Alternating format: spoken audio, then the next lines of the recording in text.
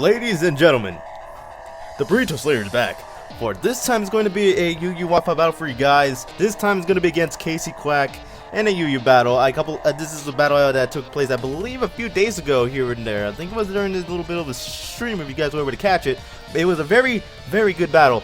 A lot of plays were made during the middle of this match. So there was something that didn't come through as planned, but I'll explain it throughout the match as it goes. But I did see 3 of his mons that were very weak to rocks. Cryogonal, I see the Flachinder and the Entei. None of them are going to appreciate the rocks. So I believe rocks were the way to go, despite the fact that the Empoleon most likely will have defog. It's just that if I get the rocks up, you will eventually have to force yourself into Empoleon eventually. That way he would have to invest to turn it into getting defog up, and I can take that advantage and wreck him all the way to the other side of the planet with probably Minchao and possibly Aerodactyl or Salamence if I can get him down enough HP to knock them out one-hit KO, so that at least I can try to pressure him to not let him to defog with the Empoleon. That was pretty much my way of handling this match, at least throughout the beginning of the process. So if you do enjoy these battles, don't forget to leave a like below. Let me know you guys want to see more Wi-Fi battles. But without further ado, let's get the shit going on the road. I want to take as less time as possible, but I wanted to explain everything that things go so that you guys can learn from this Wi-Fi battle. But I decided to lead with Fortress. Like I said before, if he decides to lead with Absol, I will probably most likely have no choice but to switch out with Volt Switch. At least get some residual damage there, and I'll have to react with that accordingly. And good thing that didn't happen, because he led with the Entei and he decides to go for Stone Edge. Looking at that, took less than half. I can take another Stone Edge, and looking at that damage, I was still making calcs, but that was definitely a choice banded Entei there. So he had no choice but to lock himself into Stone Edge. I guess it's understandable. I guess he wanted me to switch out to something else, so it's fine for me. Like I get rocks up, and I wanted to get a Custap Berry Explosion, but he decides to switch out to Empoleon here. That's going to just appear very, very soon. So Empoleon comes out. The mistake, I guess, it's the price that I have to pay for like using the same team for the Yu. I promised myself to using a different team, but like I said before, they probably knew I have Custap Berry Explosion. I used this team similarly before. It's fine. I really don't care, because this actually benefits me, whether KcQuack here will actually admit it or not, because his Empoleon is here after I die with the Fortress, which means he has to stay here. The rocks on the field, I get a free clean switch into Mienshao, pressuring him into trying to having the switch out of his Empoleon, not being able to defog. So it actually benefits you greatly. But you see him going for the Protect just a couple of seconds ago, and I missed the high jump kick because he had Protect on his Empoleon. I don't know why he has Protect on his Empoleon. I only know it's gonna be fucking new meta. Please don't use Protect Empoleon. I have no idea why he would do that. Like this, like probably one of maybe like 2 or 3 occasions, very rare occasions, that it would actually benefit. I don't know why he has Protect, but if you can explain that, then a better explanation, then I have no idea. But in my opinion, I don't know why you have Protect there. So I decided to go in Roserade. I decided to go to U-turn instead of high jump kick. I wanted to preserve the Mienshao later on. I didn't want it to die in case I started to miss again or something like that. I actually predicted him to switch out when I had the Mienshao. So I went for U-turn trying to get the momentum, because I don't know why he would actually stack the Empoleon like that, because it would do well against a lot of my physical attack just with Scald. Like Aerodactyl, which is my mega. I had a Mienshao, which, I mean, Scald was pretty much really good. He would be able to get a potential burn, so stacking it was something I didn't think he would actually do. But he comes out of the Entei, Sacred Fire, kills my Roserade. It's a bad time, and I decided to go into my Chandler, knowing that he is locked into Sacred Fire. So if you want to give me the Flash Fire boost, be my guest. This time I can go to Chandler. I have Flash Fire. I can go and get a free sub, and he decides to go for the Absol. It's fine for me. He gets some little bit of rocks damage. I don't know. I'm not sure if that actually mattered as far as the following turn you're about to see, guys. But I do get a free sub.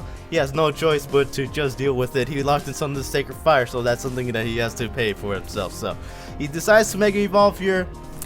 I'm perfectly fine with that, as long as I get some residual damage here. Since I'm in the back of the sub, I'm perfectly okay with that. So I decided to go with a Flamethrower Stab. Chandler is very powerful. Look at that shit. Obliterated.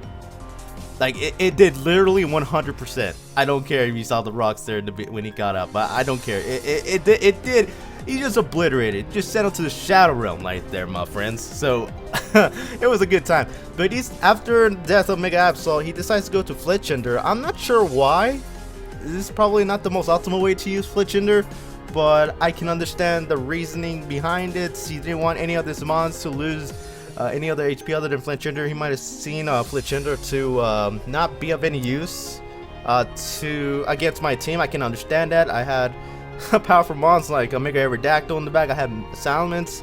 Sure, Stab Acrobatics would do something, but probably not enough to actually benefit him in the long run, so I can understand that. But he has to sacrifice his Fletchender. That's the price he has to pay. And the remaining HP that he got from that Entei switch in, man, that was clutch though. But he decides to go for the Stone Edge, meaning that he's locked himself into it. It's fine. I can just I had to sack my Chandler. I guess I felt like he didn't have that much left to give me beneficially as far as the rest of the matchup was concerned, so I was fine to let him go. So I decided to go to Mega Aerodactyl, let it Mega Evolve. Since he is banded, it was very evident I can decide to just knock him out with any move, but I decided to go for the safe Aerial Ace or Earthquake. Apparently I went for Earthquake just because I think I predicted him to go maybe possibly into Empoleon, so since Fletchender was gone, I can just go for the free Earthquake. So I think that was my explanation. If he decided to go for Heracross for some reason, I can Aerial Ace it back, but Heracross will be coming back. I mean, will be appearing here, which I'll explain later. But he decides to go to Cryogno. I have no reason why. Speaking of the Heracross, like a few seconds ago, I did suspect him to be some sort of Scarf variant. So I didn't see Cryogno being Scarfed. I really wouldn't see a double Scarf team unless you're crazy like myself, because I think I've used one a couple times before. But looking at the calculations after that Stealth Rock damage, the remaining HP that this Empoleon has was not in the range of me being able to kill him with an Earthquake. It was a very small chance I would be able to kill this Empoleon with an Earthquake from the Mega Aerodactyl. So my job here actually was to switch out into a Mienshao. I think he missed a Toxic the first time, and then this is the second time he attempts a Toxic. He lands it. The first time, I guess it didn't really matter that much, unless the second turn he could have invested to Scald. Actually, Scald, in my opinion, would have been the better choice to get a possible burn. Because a lot of my I still had the physical attackers. I had the Aerodactyl, Salamence, and Mienshao, so I felt like Skull would have been the better option. I'm not sure why he went for this, but at the same time, I decided to go for the high jump kick after getting some knockoffs in.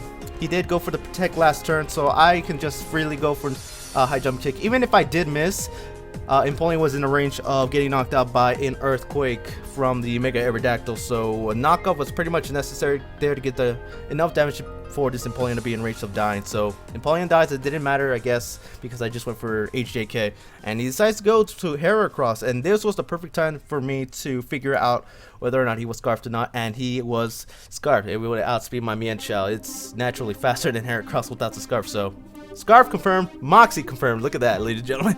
But Mienshao dies, unfortunate. But I decided to go for Aerodactyl instead of my Scarf Mince, which is naturally faster than Heracross. So Scarf versus Scarf. But I took the time, I guess, for Aerodactyl to just come through, because if he wasn't able to outspeed the Heracross because of the fact that Heracross could have been possibly jolly natured, then I just die anyway. So if I went for Salamence first, it pretty much went down to maybe like 45% chance of killing the Heracross with a Stab Outrage. Since I was jolly, I think Adamant I would have been. I don't think I would have been outspeed if I was Adamant. If that Heracross was jolly, but fortunately for me, looked to me that this Heracross was Adamant Scarfed, or else it would have been it would outspeed my Mega Aerodactyl. So I just went, why the hell not? Just go for the Mega Aerodactyl, because if he was jolly, he'll still kill me anyway. There's no reason for me to safeguard it. So I just went for Aerodactyl, hoping that he was Adamant Scarf. But that was a very great game, KcQuack. I guess that's the price you have to pay for giving the Adamant nature on the Heracross, because if it was jolly, it would have been able to outspeed by a couple of points actually. So very good game, like I said before, KcQuack. It was a very close game. Rocks on both sides of the field. The rocks didn't really concern me that much, but it does do a huge dent to my team. I have 3 weaknesses to rocks, but throughout the match I was able to just knock out a couple of important pokes on this team. The Fletchender, I think the Entei like in the mid game, and also definitely the Mega Absol. That thing could have put in a lot of work, but leaving it to die by the chandelier, I'm not sure that was the best of decisions there, because Mega Absol could have put in a lot of work. But I was glad that that thing was eliminated kind of earlier than expected. But yeah, leave a like if you enjoyed, and I'm out. Peace!